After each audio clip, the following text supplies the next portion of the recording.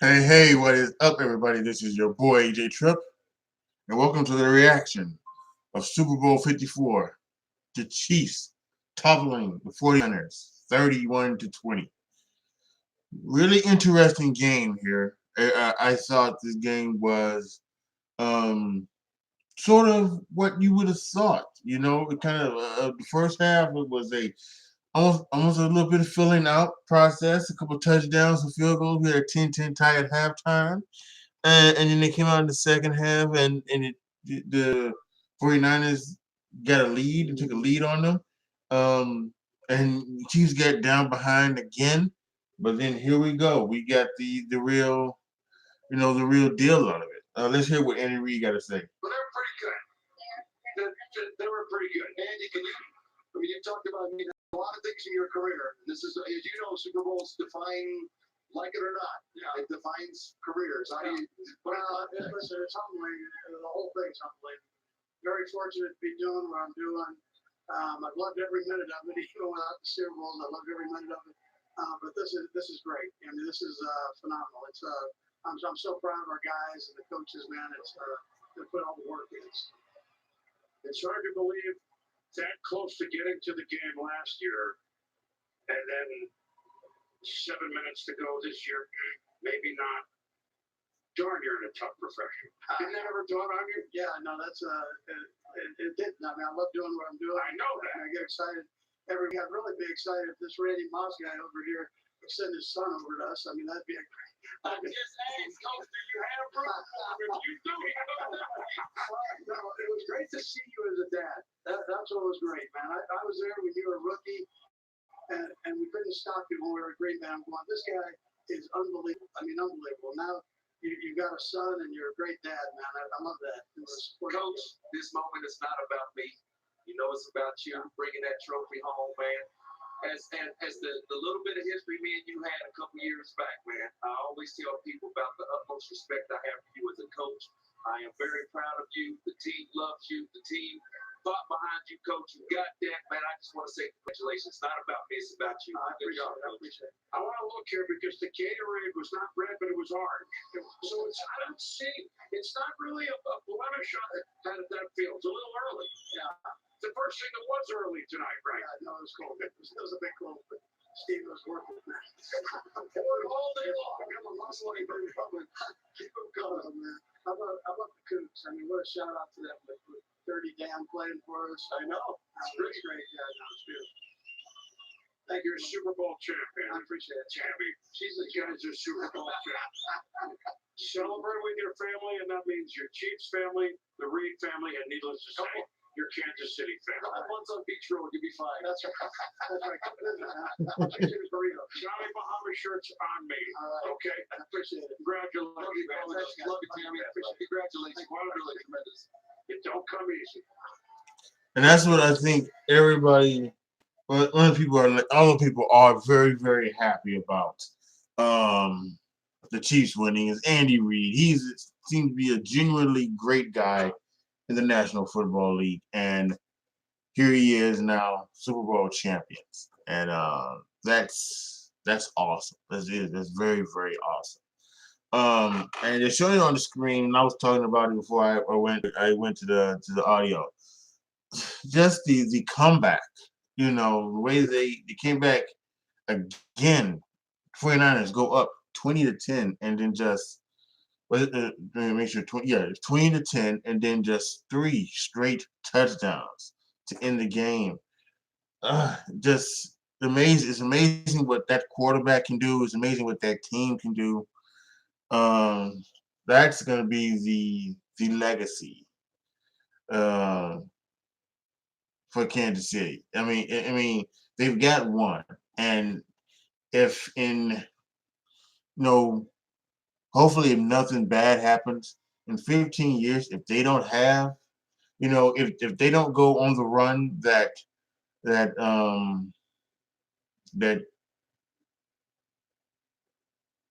the Patriots have gone on, then it's either for 2 reasons. It's either because Lamar Jackson and the Baltimore Ravens are in their way, but Deshaun Watson and the Houston Texans have gotten in their way.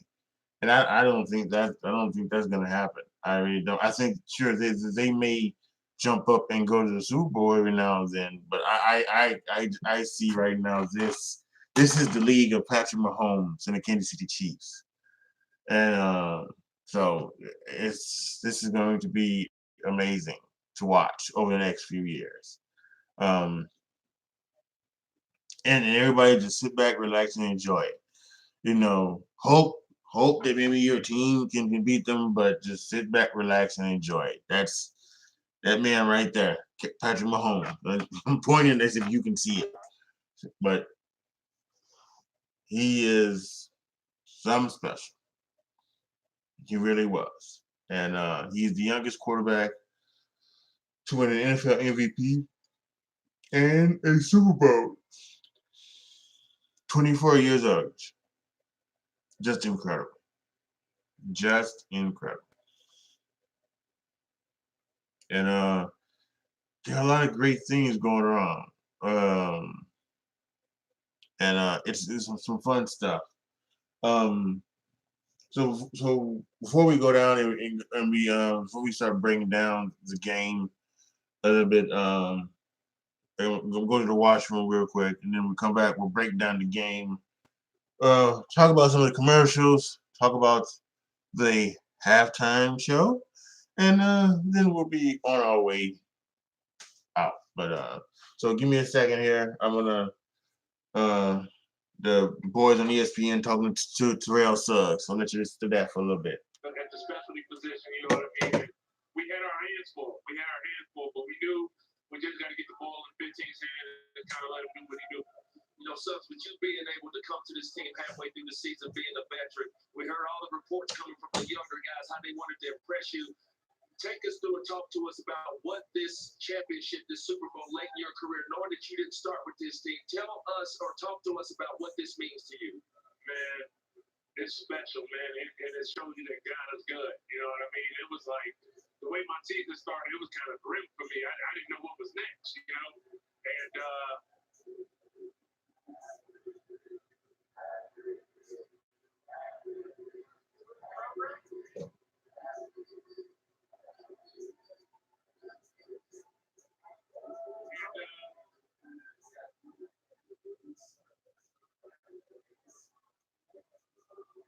we're proving the new Keurig K2 brewer makes any occasion the perfect coffee occasion. Breakfast in bed, just add ground coffee for a carafe or pop in a pod for a freshly brewed cup.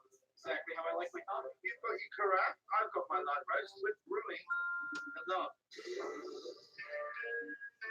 I wanted a fresh start, a chance to be my own one. And being hard to quit ain't as easy as it looks.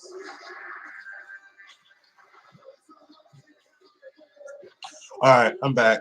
So let's go ahead and let's break it down. I mean, this was really about the offense versus the defense. Well, actually, before we do that, I just turned over NFL Network.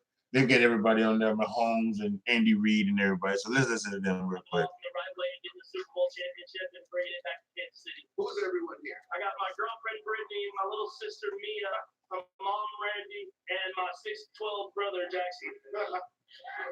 all right, apparently people have been working overtime on social media as well. And so I think Mom posted a tweet not all that long ago. And I think since middle school, I used to get on Patrick and say, I don't care if you have to play in the Super Bowl. Well, now he's here. What does this mean to your entire family? Of course, your pop played 11 years in major leagues as a pitcher. What does this mean to the Mahomes family? Yeah, I think it means the world. I mean, to be here, being a little kid running around baseball fields, and to now being in the Super Bowl and winning it. I mean, my dream was always be a professional athlete. I thought it was going to be baseball, not football, but now to be here and winning it, it's amazing.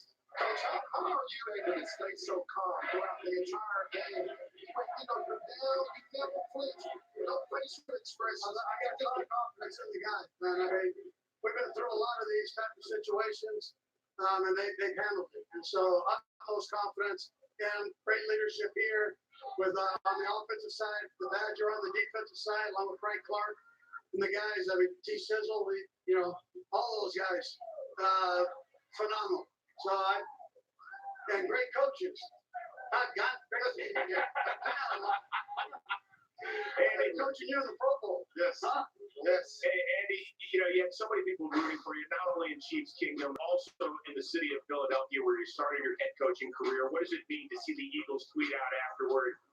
Time's yours, Andy. And of course, their owner, Jeff Lurie, was here as well in person to watch this game. Yeah, no, listen, it's humble. I had 14 great years in Philadelphia, and Jeff Lurie and I are still our friends, and that's important. So, I mean, the things he did for my family, myself, I'll always be grateful to him. So, and the people of Philadelphia, they're tremendous. It's a great city. Love coaching there. But is there any time on the sideline during this game that you had to grab the line, grab the guy, and say, "Come on, guys, this clock is ticking. Let's go." I think it was bigger. I had to grab myself and tell me. So, no, I was getting confidence to go out there and keep slinging it.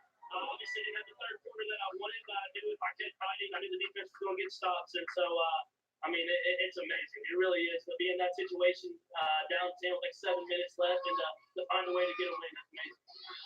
Patrick, it's one thing to win the Super Bowl, to be named MVP at such a young age, and also to be arguably the face of this league as well. Is that something that you embrace at this point in your career? Yeah, I mean, I try to be the best person I can be, no matter what it is, the best player I can be, the best athlete I can be. I mean, the biggest thing to me is there's a lot of great football players in this league. I mean, Lamar Jackson just won the unanimous MVP a day ago, and so I understand that don't have to be the one face of the league. If I just go out there year in and year out and try to be the best player and person I can be, then a lot of good things usually happen.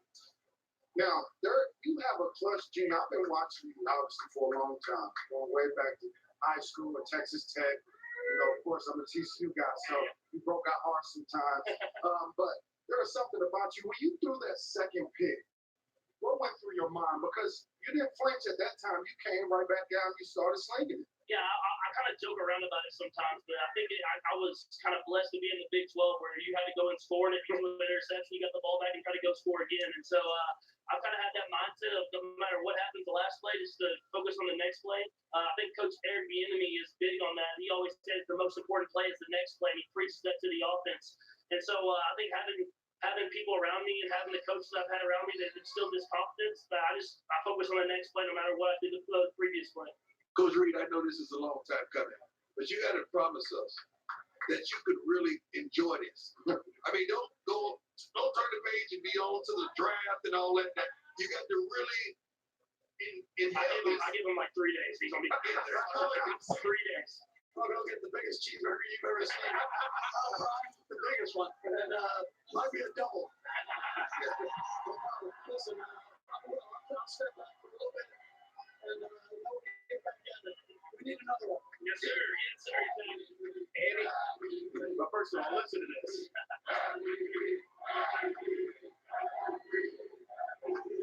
Love Kansas City.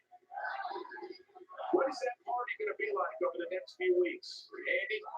It'll be unbelievable. I mean, the same can't let you see them right here. This is what we get every weekend we play at home. We go on the road. This is what we get here. Likewise, so there'll be more burn ends floating around Kansas City than you ever. Well, Coach Reed, from two Hall of Fame guys, Gold Jacket guys, I know you got more coaching to do, but we can't wait to welcome you. Thank you. That's the truth, Coach. That is the truth. Butch is smiling right there. Butch is eating some Doritos right now, just smiling right now. All right, before we let you go, Andy, what is the one thing we haven't seen out of Patrick Mahomes that makes him so special? Well, the scary part is he's going to even get better with time just because of experience. So as phenomenal as he is now, he wants to exhaust you to find him something to make him even greater. And so that's the part you love about coaching him. So this is all real. This isn't a stage show. We get this every day and love every minute of it, man. Patrick, I guess you're a millennial. You know that social media, the Twitterverse, lives forever. So we found this little nifty one from about 7 years ago or so. I bet it feels amazing to be the quarterback who says, "I'm going to Disney World after winning the Super Bowl." How does it feel? It feels better than amazing. I'll sold it short about that tweet. I mean, it really is surreal. That's something I'll remember for the rest of my life. And I'm glad I got to do it with the guys out around me. Well, let us be not the first nor the last to congratulate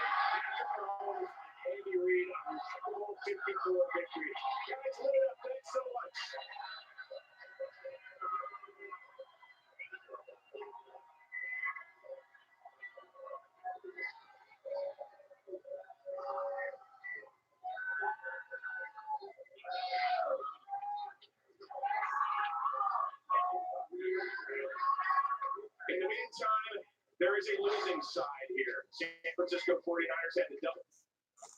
Good stuff there from Andy Reid and Patrick Mahomes. Love those two guys, man. It's really just those guys are going to be the face of the NFL, I think, for a long time. And even though, like you said, you mentioned, Lamar Jackson, he could possibly still keep his stuff up. I still worry about him running so much, but I think he's shown passing-wise he can still get it done as well.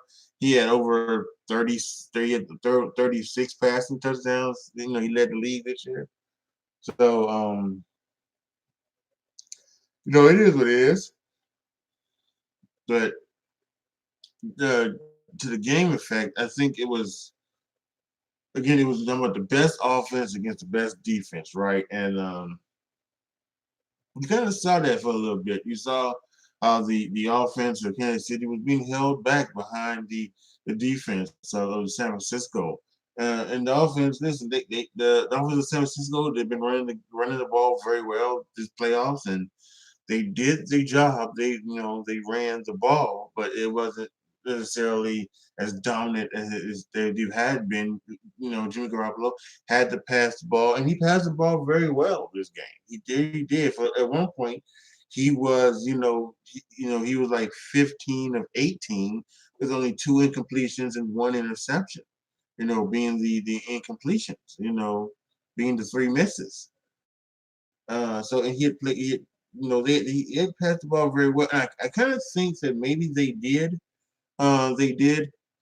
make a concerted effort to make sure that Jimmy Garoppolo passed in this game, because I think a lot of people, they saw what he did in the playoffs, and he hadn't passed the ball a lot. He had 6 passes in the championship game, and against the 49ers, the Vikings, excuse me. He had went like a hour. He went an hour and a half of time, an hour and a half of time, regular time, not game time, regular time, before he threw another pass. He had throw the interception, and then he did an hour and a half, 90 minutes before he threw another pass. So I think a lot of people was wondering that could they get it done? Could they get it done like the way they did? And I think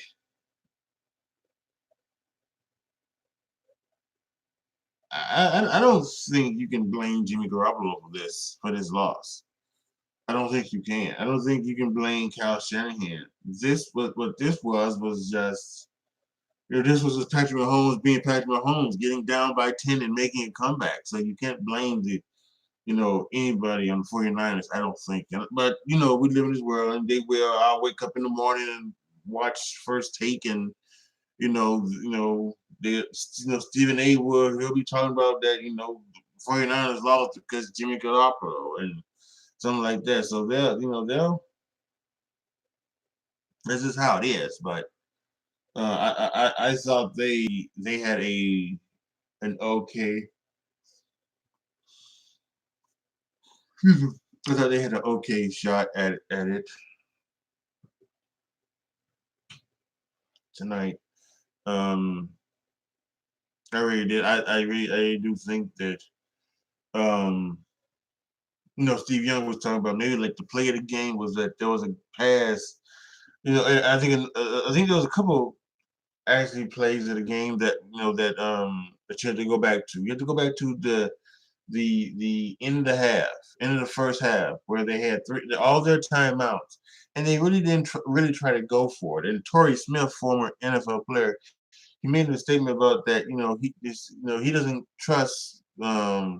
Maybe he doesn't trust Jimmy Garoppolo because he had those timeouts and all that time, and he didn't try to go for it.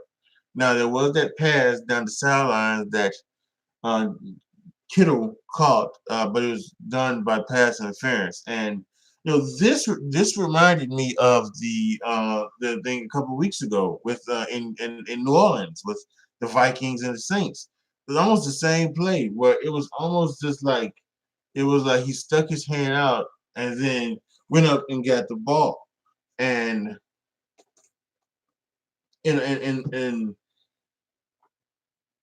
it's kind of funny how you can see both because I saw the Cal Rudolph thing as a non-call, and it was and it should be no pass interference, but I kind of saw this as being pass interference, and so so like you see how you can see like two calls that are similar but can be seen in different ways, you know.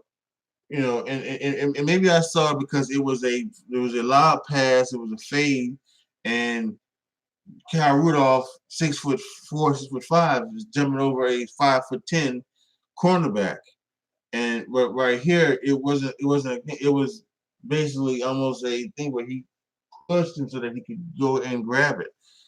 So it's if it wasn't called, I probably wouldn't have a problem with it either. So it's probably one of those things where if it was called, I wouldn't have a problem with it, and if it wasn't called, I wouldn't have a problem with it. But anyway, they should have really tried harder to go for points at the end because they could have get the double bubble, as it's like to be called, where you score the touchdown at the end of the half and then you come back with the ball at the beginning of the second half. And they kind of chumped at that. And yeah, and then there was another pass to George Kittle that during the thing when the Chiefs had came back and they came back into him, and it was I believe at that point it was 20-17, and they could have come back and run out the clock, but they decided to pass on one of those downs, and it was incomplete to George Kittle.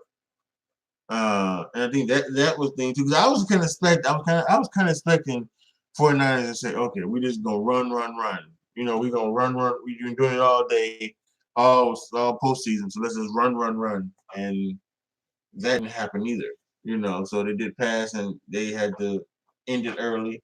And so yeah, and then Chiefs get the ball, went right down and scored a touchdown, and then of course they had it was another 4 and out for San Francisco, and then the Chiefs they ended it with Damian Williams, who I thought would have been would have been a great pick for the MVP because listen, Patrick Mahomes, he did some he was obviously he did some great things, but I don't want to say he had a great game. So Damian Williams had a great game. He had 17 rushes for over 100 yards, caught a receiving touchdown, and he ran for a touchdown. So I would have picked Damian Williams as the MVP, but in this league, especially when you're Patrick Mahomes, you're gonna get, you're probably gonna get those things. It's like almost like when the Super Bowl with the Falcons and the Patriots, they gave it to Tom Brady. James White probably should have had that MVP as well, but yeah.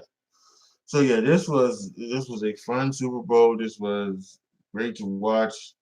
Um, it's always these days always sad because this is the last NFL game, But Super Bowl is always it's a whole day event, and it's so fun to go through.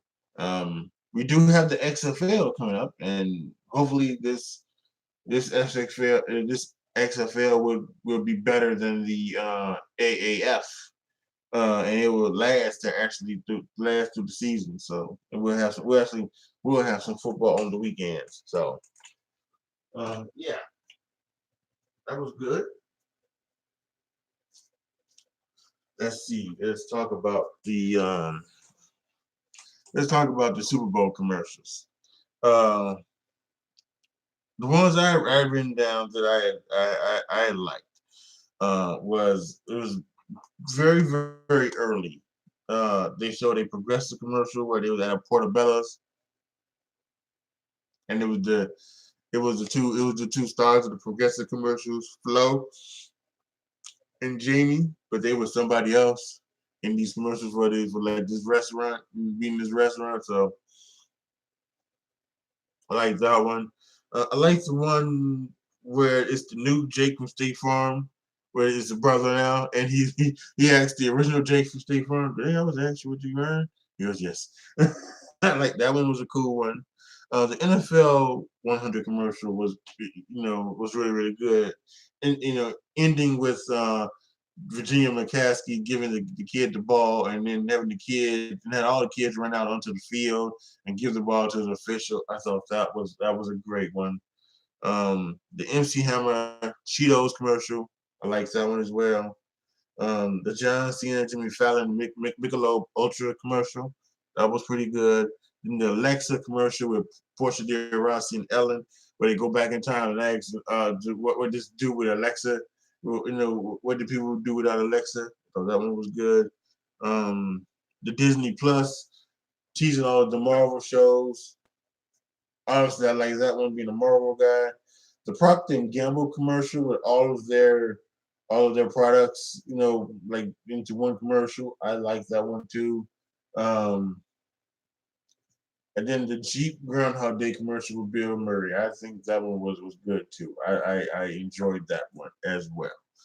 So I think there can be some other ones too. I think that probably people were like, they were okay for me, not necessarily really didn't make me go or think more of it. So that's neither here nor there. And in the halftime show, Shakira and J Lo, listen, they did their thing. Um, I had no problem with it. It wasn't a bad one. It wasn't I wouldn't say it was super really really great, but it was okay. I think it was it was probably one of those things where I probably should go like and rank like the top 10 halftime shows of all time. I may do that. I may do that at some point this year. Um, to see where it does rank. Look at all of those. I have to go back and look and to like remind me. But the ones that come to my mind already are like the Britney Spears one, where she had like NSYNC and all those people with them, and then they had the Aerosmith out there. That one and Nelly. That one is a reminder.